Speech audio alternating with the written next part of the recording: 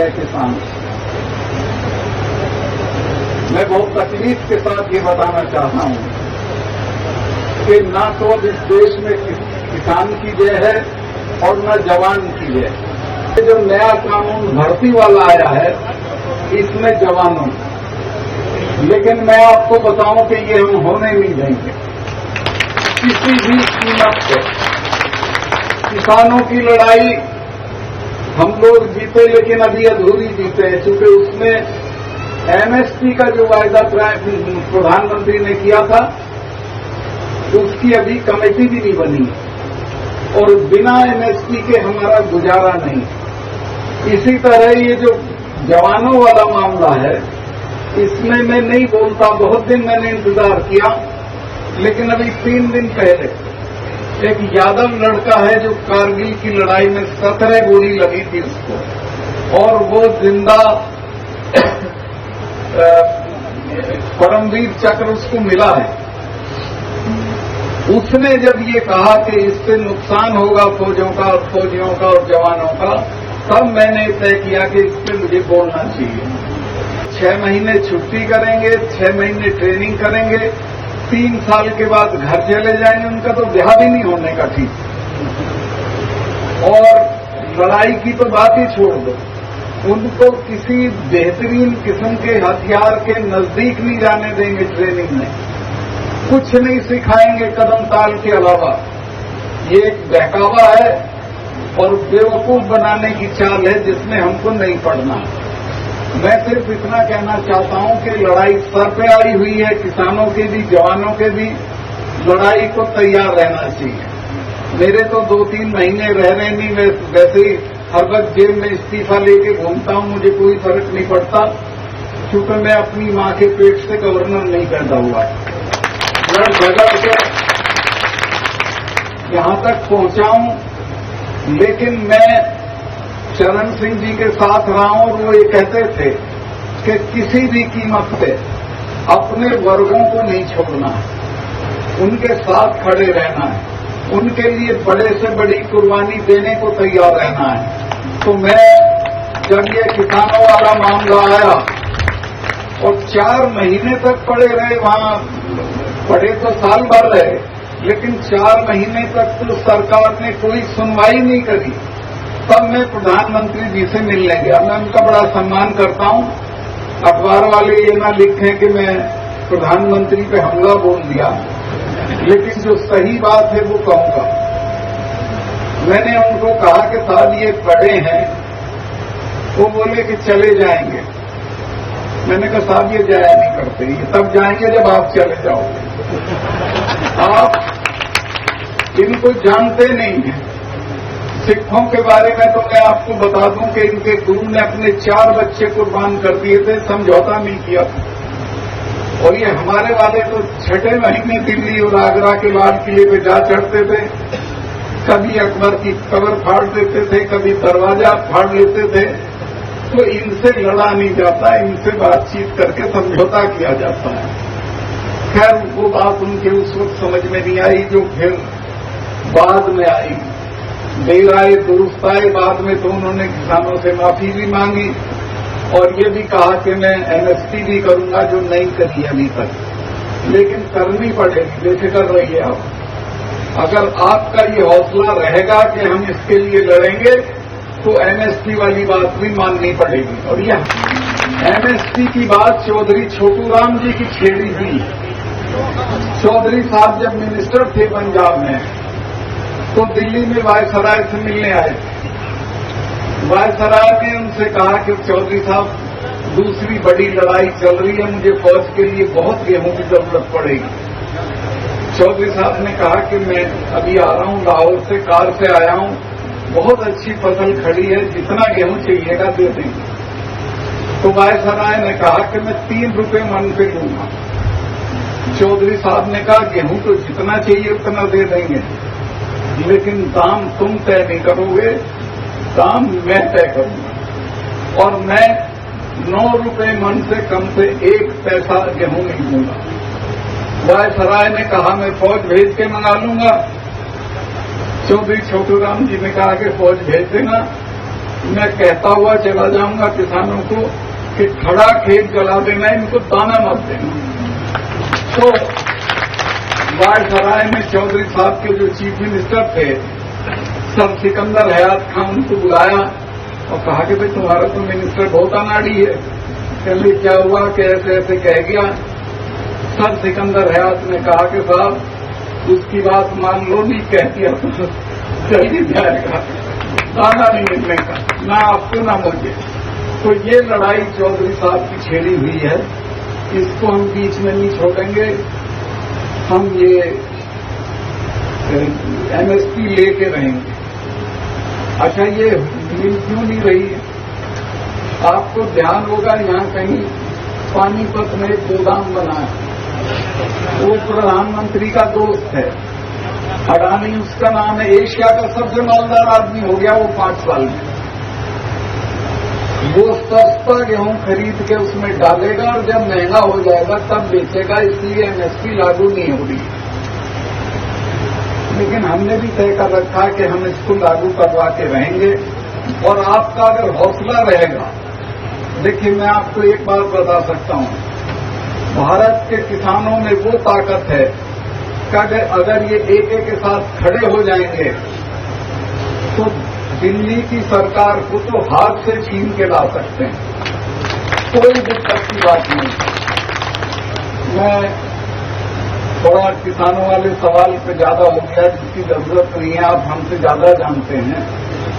मैं एक और बात आपसे कहना चाहता हूं, और वो है इन बच्चियों के बारे में, जो हमारी लड़कियां, इनको तो आप पैदा भी नहीं होने देना चाहते, लेकिन जब ये पैदा हो जाती हैं, सारे रिजल्ट देखो जब आ रहे हैं, उनमें सब में लड़कियां अव्वल मिलेंगी।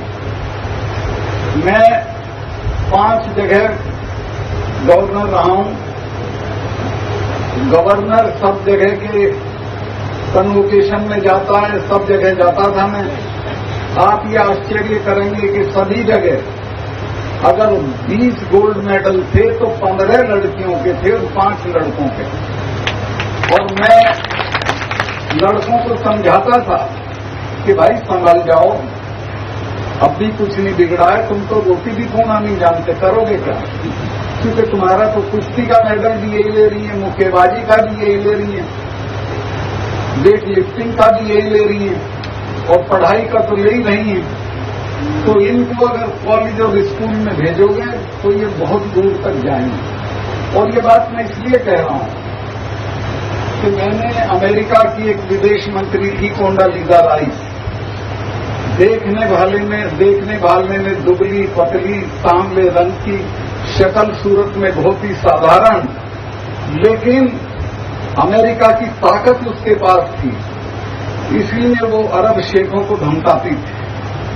ये जो गद्दाफी था लीबिया का तानाशाह, ये जब मरा तो उसके जो विरोधी थे वो उसके दफ्तर में चले गए। वहां उनको एक डायरी मिली जाता है, जब मैं लिटिल कोंडी यानी छोटी सी कोंडालीजा राइस को अरब शेखों को धमकाते हुए देखता हूं, तो वो अमेरिका की ताकत से अरब शेखों को धमकाती थी। आपकी बच्चियों का भी मैं बता रहा हूं, मैं इधर राजस्थान बहुत गया हूं, सारी गर्मियां मेरी राजस्थान में गुजरी। वहां पे हमारी कौम के लोगों को घोड़े पे नहीं चढ़ने देते, चारपाई पे नहीं बैठने देते, हमारी महिलाओं को कमरबंद नहीं डालने देते थे, रस्सी जूट की रस्सी से वो बांधती थी लहंगा। आज जब हमारी लड़कियां वहां, चूंकि हमारा आरक्षण हो गया, वहां सब लड़कियां आईएएस, आईपीएस, आईआरएस बन के जा रही हैं, तो बड़े से बड़े राजा महाराजा ठाकुर साहब हाथ जोड़ के खड़े हो जाते हैं जब हमारी बच्ची को देखते हैं। तो ताकत जो है वो तालीम से मिलती है। अपने बच्चों को तालीम दिलवाओ। मैं एक और किस्सा आपको सुनाना चाहता हूं। इंग्लैंड में बजट पेश हुआ और उस बजट में सारी मदों में कटौती की गई, लेकिन शिक्षा की मद में कोई कटौती नहीं हुई। तो लोगों ने कहा साहब इसमें कटौती क्यों नहीं की? तो प्रधानमंत्री ने कहा कि देखिए, इस लड़ाई में मकान टूट जाएंगे दोबारा बन जाएंगे, पुल टूट जाएंगे फिर तामीर कर लेंगे, कारखाने नहीं रहेंगे फिर बन जाएंगे, लेकिन अगर एक पीढ़ी नष्ट होगी तो वो दोबारा नहीं बनेगी। तो जो कौमें पढ़ाई के लिए ये रुख रखती हैं वही दुनिया पे राज करती हैं। तो मैं आपसे कहना चाहता हूं कि इससे काज करके छोड़ दो। पता नहीं आपके यहाँ क्या है, पर बहुत ज्यादा ये हमारे यहाँ फैला हुआ है। 40-40 गांव की चिट्ठी फाड़ते हैं, क्या हो गया भाई, बुढ़ा मर गया, अब बुढ़ा इससे सूरजमल हो जाएगा, 40 गांव की रोटी खिला के। यही दहेज का हाल है। दहेज में वो 4 छल्ले वाली गाड़ी मांगते हो। इसी तरह का यहाँ तो नहीं है, आपके यहाँ तो राजस्थान में तो यहाँ तक का सोना पहनती हैं औरतें। घर में चाहे ढेला हो ना, लेकिन सोना ऊपर तक का पहनती हैं। ये सारे काम बंद करो। इससे भी बुरा, मैं दिल्ली में MP होके, MLA होके, मिनिस्टर होके भी जिस मकान में रहता था वो 1.5 कमरे का था। मेरे से जब मिल के चौधरी साहिबान नीचे उतरते थे तो मेरा ड्राइवर बता रहा था, ये कह रहे थे बताओ भाई 1.5 कमरे के तो मकान में रह रहा है। लेकिन मैं ये कहना चाहता हूं कि वो 1.5 कमरे का मकान ही मेरी ताकत है। अगर मैं बड़े मकान में रहता, कुछ बेईमानी कर लेता, तो मैं प्रधानमंत्री से किसानों के सवाल पे नहीं लड़ सकता। आज कश्मीर में जब मैं गया तो 2 मामले मेरे सामने आए, जिसमें बड़े बड़े आदमी, एक में तो अंबानी इन्वॉल्व था, एक और था। सेक्रेटरी ने मुझे कहा जी इनमें 150 करोड़ मिलेगा।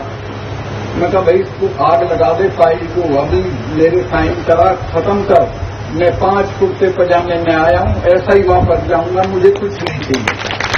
लेकिन अब बात आप ये देख लें कि अभी मैं जब वहां गया, क्या जगह है वो राजस्थान में, खगड़िया से पहले जो जिला पड़ता हनुमानगढ़, कुछ चौधरी साहब मेरे पास आए। उन्होंने हाथ जोड़ के कहा कि अपनी स्पीच में ये जिक्र कर देना कि घर में 2 आदमी हैं और कोठी 15 कमरे की। तो ये जो रिवाज हो गया है कि हमें दिखावा करना है, इसको भी देखो। जो पैसा लगाना है इन बच्चियों की तालीम पे लगाओ और अपने बच्चों को पढ़ाने पे लगाओ। इनको पढ़ाने के लिए लंदन भेजना हो वहां भेजो, जहां भेजना हो वहां भेजो, लेकिन सारा इनकी तरक्की पे खर्चा करो। ये बाकी सारी चीजें बंद करो। झंडा भी अलग था, संविधान भी अलग था, और वो अपने को हिंदुस्तान का हिस्सा नहीं मानते थे। तो प्रधानमंत्री ने कई बार कहा था कि हम इसे खत्म करेंगे, लेकिन ये मौका नहीं लग रहा था कब करें। तो मैंने 6 महीने मेहनत करके, काम करके लोगों के बीच में उनको इस बात के लिए तैयार कर दिया कि हम इसको खत्म करेंगे। महबूबा कहती थी खून की नदियां बह जाएंगी। फारूक अब्दुल्ला कहता था प्रधानमंत्री की औकात नहीं है कि इसको खत्म कर दे। मैंने प्रधानमंत्री जी को कहा कि जी इसको खत्म करो, मैं बैठा हूं यहां, मैं देखूंगा। और आप हैरत करोगे कि उसके खत्म होने के बाद चिड़िया नहीं बोली, कुत्ता नहीं भौंका। 3 चीफ मिनिस्टर गिरफ्तार हुए, कोई उनकी गिरफ्तारी पे शोर शराबा नहीं हुआ, और पूरा कश्मीर अमन अमान के साथ रहा। अब थोड़ा गड़बड़ हुआ, उसकी अपनी वजह, उसमें मैं नहीं बोलूंगा, लेकिन मेरे रहते एक गोली मुझे नहीं चलानी पड़ी सिविलियंस के ऊपर, और बिना गोली चलाए, बिना किसी को मारे। मैं जब जिसको कर रहा था खत्म 370 को, मैंने अपने चीफ सेक्रेटरी को कहा कि सुबह ये चिट्ठी है, इसको अमित शाह साहब को भेजना। तो बोले हटा रहे हो? मैं कह दी हूं। कहने साहब 1000 आदमी मारना पड़ेगा। मैं कहा क्यों? कहने यहाँ तो रिवाज है, यहाँ तो जब बुरहान वानी मरा था तब 150 लोग मरे थे। लोग थानों पे चढ़ जाएंगे, हथियार छीन लेंगे, पुलिस बगावत कर देगी। मैं कहा तू चुप रहे, तू ये चिट्ठी भेजती, कुछ नहीं होने का। और ईश्वर की कृपा से चौधरी साहब कुछ भी नहीं हुआ।